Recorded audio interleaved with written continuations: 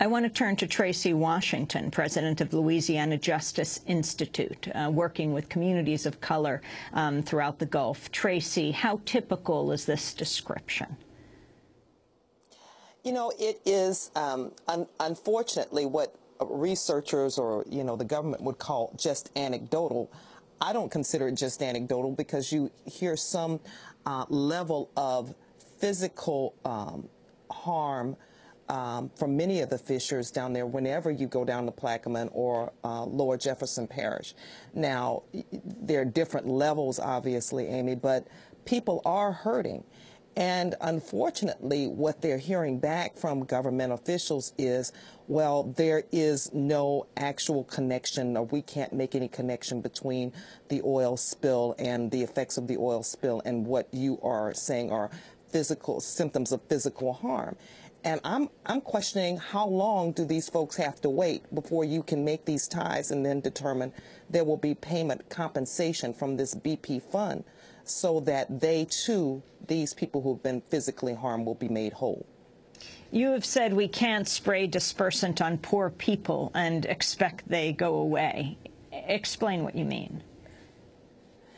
Well, unfortunately, and it was an analogy I made to what we do all the time here. I mean, with this oil spill, they expected that going out into the Gulf and spraying dispersant would make the oil disappear.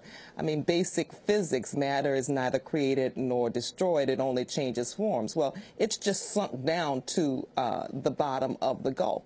These poor people haven't gone away just because you've come in and thrown a couple of dollars here and there. Amy, there are still poor people here. They are still vulnerable, very vulnerable to disasters, be it man-made or be it by nature. We had Katrina, then we had BP, which was man-made. But we still had the same poor people victimized by these disasters. And what we've not figured out, or what we've not done as a nation, as is the government's responsibility, which is how to make these people less vulnerable.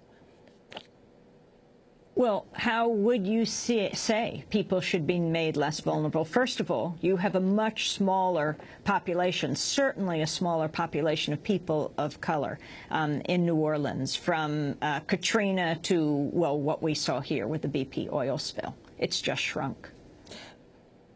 It has just shrunk. And following on what your last guest said, I mean, we have to make it such that those communities are not relying solely on one, possibly two industries. In Lower Plaquemine, Lower Jefferson and Plaquemine Parish, you've got the oil industry and the fishing industry. Well, they can't coexist. Oil and water can't coexist.